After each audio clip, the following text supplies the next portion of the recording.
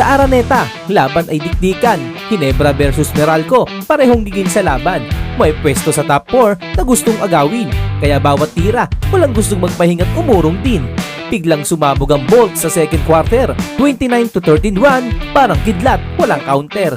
Depensa'y bakal, opensa'y buhos. Ginebra nalito, hindi na makahabol sa agos. From close game, naging one-sided ang eksena. Score ay lumayo, crowd ay napagrabe na. 112-91, panalo'y sigurado. Meralco, nagliliyap. Ginebra, napaurong ng todo.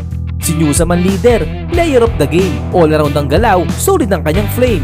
Jones at Cancino, parehong umarangkada. Scoring machine, walang preno sa opensa.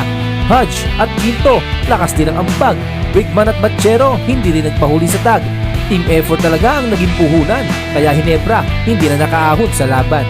Sa kabilang banda, ang Barrientos at Brownlee, sila lang ang bumuhat, pero kulang sa rally. Walang ibang sumabay sa kanilang init, kaya sa dulo, Ginebra tuloy ang napigil. Ngayon, ang Meralco, nasa top 4 na, mas lumakas ang tsansa sa twice to beat pa, habang Ginebra, naputol ang streak.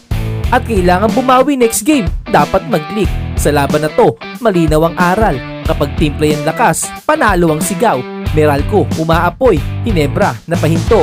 Sa PBA laban, walang sigurado. Lahat pwedeng magbago.